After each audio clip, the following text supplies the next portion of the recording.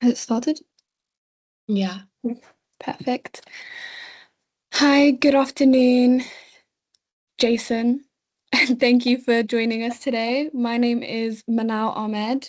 My CIPD learner number is 925-344-65, and I'll be conducting this interview.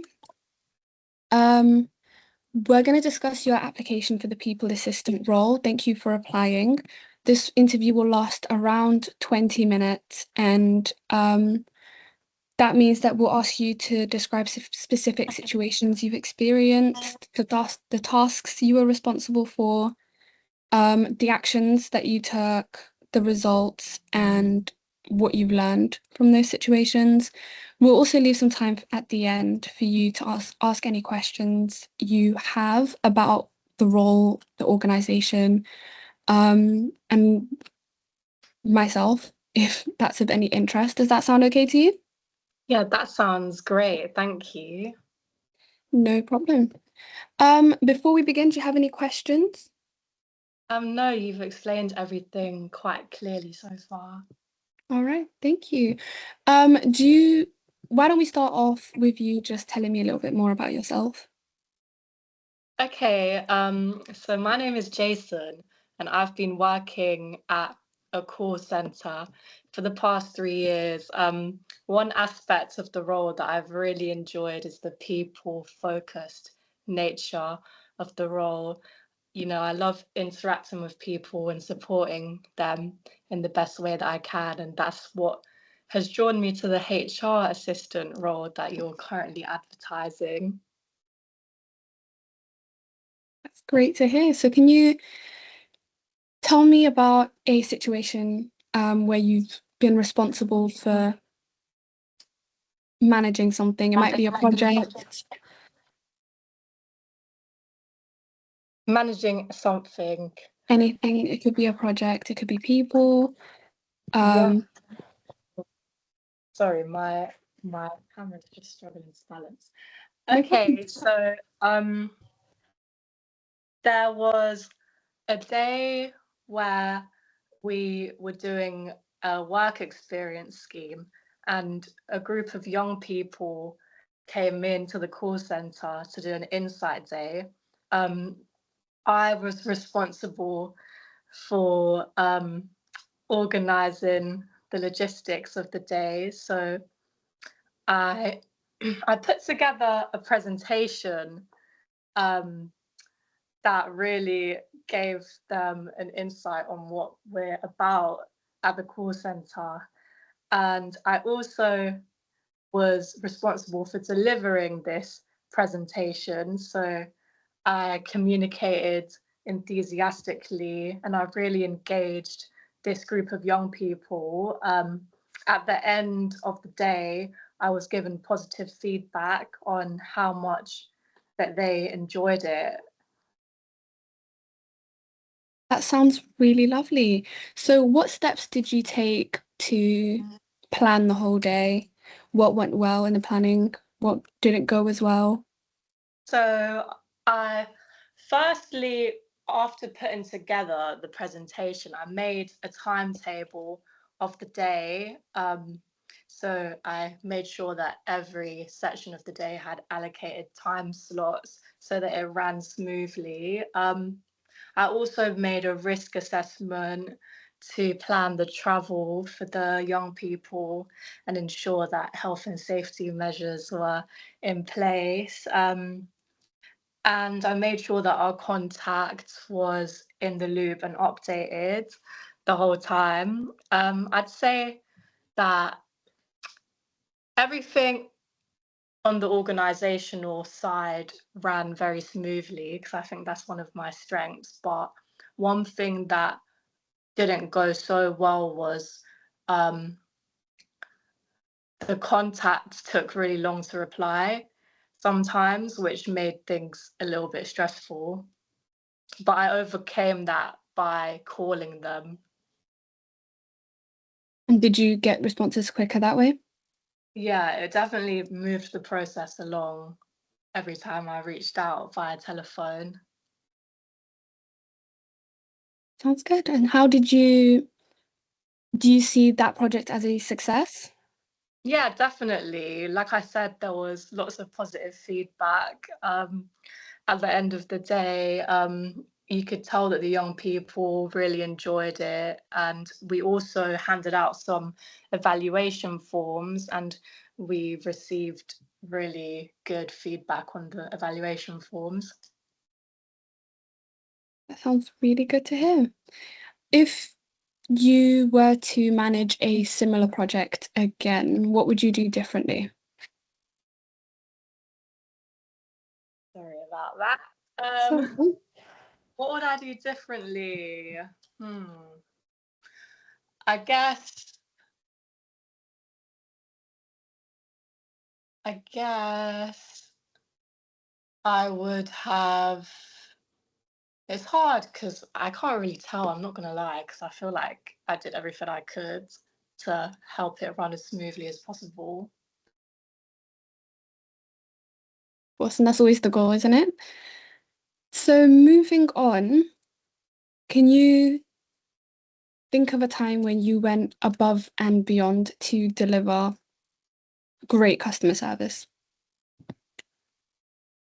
Um, I always stay really late at the call center to make sure that the customer's needs are met to the highest of standards, even if it means doing extra tasks that run over my allocated hours. For example, one time this customer really wanted like this really special package, and I had to call loads of people to give them access to that package. So like I had to do research on loads of things and find the contacts, and then like it took me so long, but the customer's needs are always my priority. So I just kept doing research until I got access to the package that they wanted. And what blockers did you experience in trying to access that package for the customer? Sometimes I would call people and they would be so rude to me. Like they would just tell me just to go away. So I had to be really resilient and just keep going and Mhm. just power through and not take it personally when I was met with not positive attitudes. I had to use a lot of problem solving because it wasn't something I could find easily on the internet as well. But I just had to innovate and use the best of my resources to get there. And what was the outcome? I got the package, I got it, and not only that, I got it for a discounted offer because I used my negotiation skills. So the customer was really happy, and they're now a repeat customer of ours, and they've been using our service every other week for the past 2 years because of me. And they Excellent. always ask for me. Sorry, they always ask for me when they call to the call center. Fantastic. Really happy for you. So, Thanks. what did you learn from that experience? I learned that when you put the customer's needs at the forefront, genuinely, that's a way that you build a rapport with them, and they can really tell when you're putting their needs first, and it makes them feel like they have a relationship with you. That's excellent. Apologies if I'm looking down, I'm just typing up notes. Um, how's this influenced your approach to customer service in future situations? It's made me understand, it's made me realize the power of problem solving. Um, because sometimes when you think you don't have the solution, when you really have a look at the resources around you, you actually do have the solution. It's also made me remember to not give up, even if it seems like I won't be able to get the outcome that I want straight away. Sometimes you just need to be resilient and keep going through the same processes until you get the outcome that you want. Excellent. So tell me about a time when you've Sorry. sorry, when you worked as part of a team. Okay, so I'm gonna circle back to that example on the Youth Insight Day. So that was very much a team effort. Somebody had to go assist the school with travel and take the children to and from our office. I had another member of the team helping me with the presentation, and yes, that was very much a team effort. Yeah. And your role within that was to sort out the logistics. So you planned. Yeah. So I was the one to delegate the tasks of the day to people because there were loads of different things that we had to complete to make sure that the children got the most out of the day. So I had to delegate lots of like physical planning and preparing tasks to some members of the team. And I dealt with the presentation and I had to delegate the travel help to somebody else. So yeah, it made me realize that when you're working on a complex project, it's a lot more effective to split responsibilities among your team, even if you feel like you want to do everything yourself. That's not always Mhm. forward. Of course, 100%. And what skills do you think enabled you to collaborate effectively within that team for the project? So firstly, I had to have a clear idea of what all the different tasks were that needed Mhm. to be done in order to pull off the day. So just having a good clarity and understanding of everything that needs to be done. Um, Secondly, clearly communicating and constantly updating my team as to where I was at in the progress of my own tasks and clearly outlining what they had to do as well, to making sure that I was getting constant progress updates from them to like let me know where they were at in the completion of their tasks. Finally, another thing that I found useful was making sure that I set them deadlines to make sure that everything was done at the right time. And what process or apologies, how did you manage the situation when deadlines weren't met? I would just send them reminders Hmm. to encourage them and just emphasize the urgency of tasks. Well, this actually didn't happen in this instance, but in the past it has happened before. So yeah, in those scenarios, you just need to send reminders, regular check-ins and stuff, just making sure that you have that structured process of communication. So for example, this project was planned about a month in advance. So I would schedule a check-in every week or so to check the progress of tasks.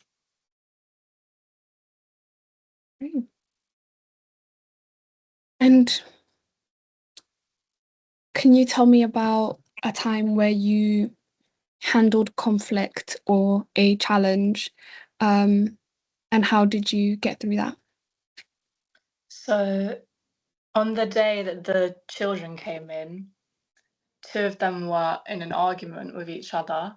So and it was becoming a bit disruptive Mhm. to the project, to the program that we were running. So um I am not trained to work with young people myself. However, I can understand how to deal with sensitive situations. So I pulled them to the side and I asked them to tell me what was wrong. And they told me the nature of the argument. And then I told them that I just emphasized the core values of the company and the setting that they were in, which is to be respectful and compassionate to one another. Because, you know, in our company, we have these core values, and everybody that enters the environment needs to act accordingly to our values. So we kind of emphasized to the young people that they had to also act this way in order to be, you know, compliant with our policies. And then I also flagged the argument to their teacher and handed it over to them to um, resolve the resolution properly. It's always difficult managing other people, isn't it? Yeah, definitely. So, and how do you handle multiple tasks? How do you juggle deadlines? What is your approach typically? So I always time block my day using Google Calendar. So Mhm. that's something that I find a really useful tool to manage multiple deadlines, because I'll always make sure that I allocate um, an effective amount of time to each of my tasks to make sure that they get done. I also use a system of prioritization on my to-do list where I tick off the smaller tasks first, generally, and then once they're done, I kind of focus on the bigger ones. However, that isn't like, I'm flexible with that, because if there is something that's more urgent, I will put it at the top of the list or allocate more time to it. So that's generally how I manage multiple deadlines.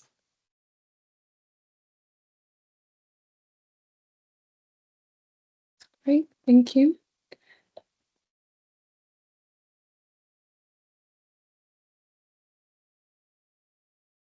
And could you tell me about a time where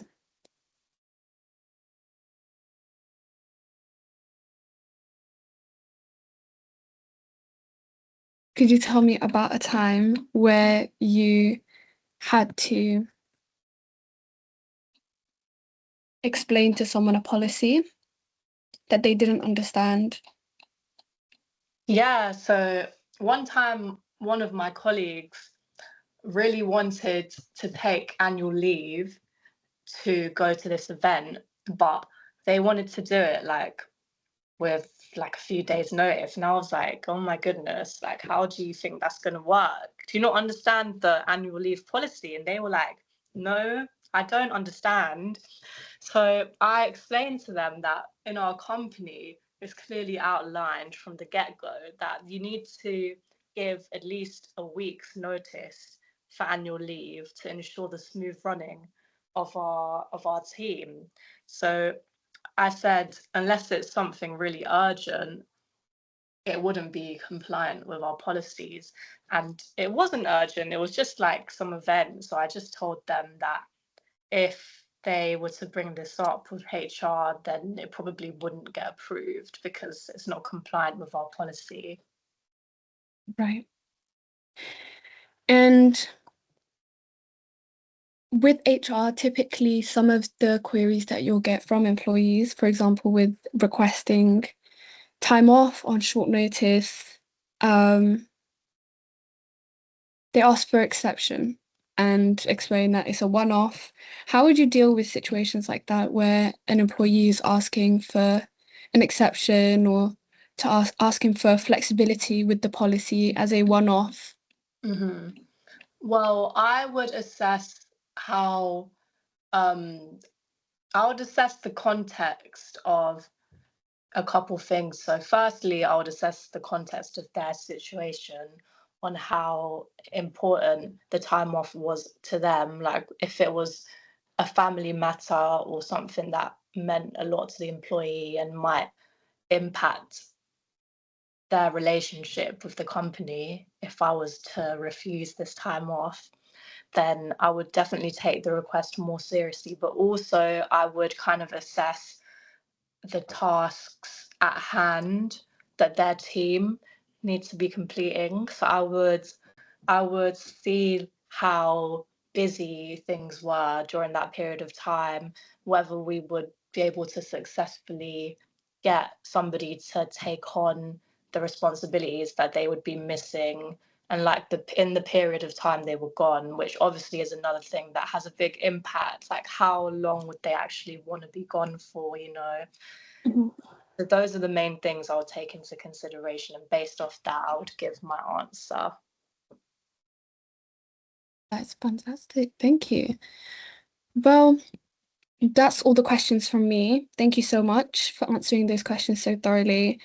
Um, Before we finish up, do you have any questions for me about the role or the team that you'll be joining or the organization?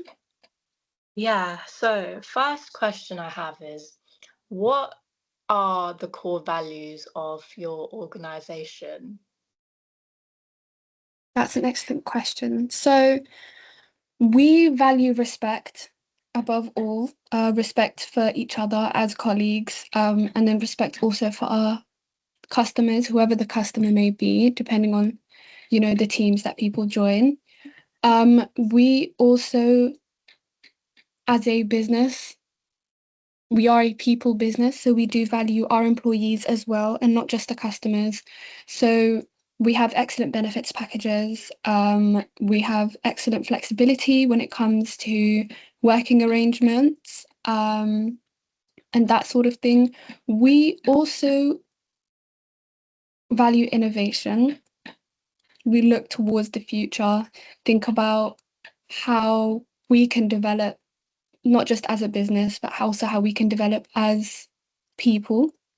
As an HR team, we think about how we can develop our employees as well.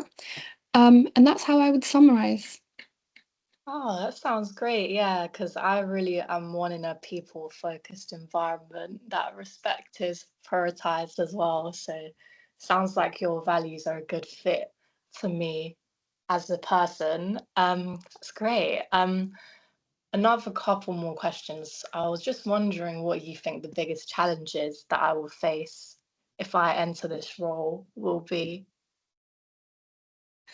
I mean, as a people assistant, you'll be seeing employees through their entire employee life cycle. You'll be there from, the moment from recruitment. So looking at the roles, seeing what roles are needed, how we advertise for these roles, how we remain competitive as a business so that we can attract employees.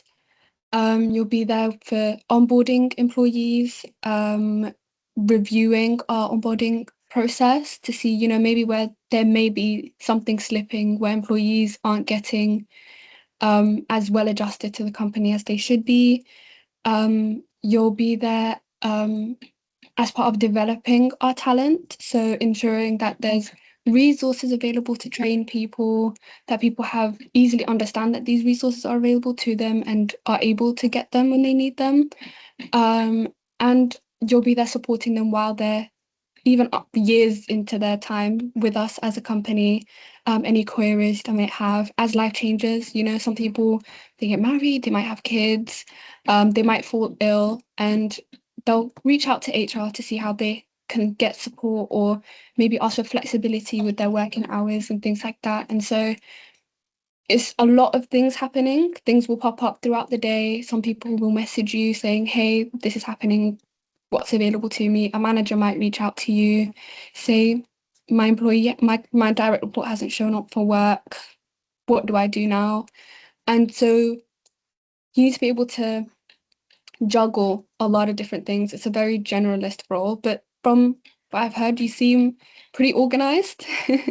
Thank you. Yeah, I would say I'm very organized. Okay, thank you for that insight. That's very helpful. I feel like, the main reason I wanted this role is to provide that support to people. So, yeah, I think it sounds like a great fit. And then my ultimate final question is, what are the opportunities of progression going to look like for me in this role? Well, we do offer a lot of training and a lot of support. I see that you have completed your CIPD foundational certificate. So really for you, it's a great opportunity to just get experience in a generalist HR role. There is further training available, and in future you could definitely move forward and do a higher qualification within your CIPD. As a business, we do value internal mobility as well, and so we look to our internal talent pools when we're putting out new roles. And there's also a lot of movement within other HR teams. So you can always move, explore different areas of the business, and just see if that's of any interest to you. Oh, that sounds great. Thank you. I appreciate that information. I don't No have any more problem. questions. Thank you That's so much. perfectly fine. No, thank you so much for for your time today. We'll be reviewing all candidates and we'll get back to you by the end of the week. If you have any further questions after the interview, just feel free to reach out to me to to the same email that we've been communicating from. Is there anything else? No, thank you for everything, and hopefully I hear back from you soon. I'm really Of excited about course. this opportunity. Oh, that's great to hear. Thank you so much. We really appreciate your interest in this. Have a great day. You too, have a good day. Bye. Bye-bye. Actually go. Oh. No, I'm stopping the recording.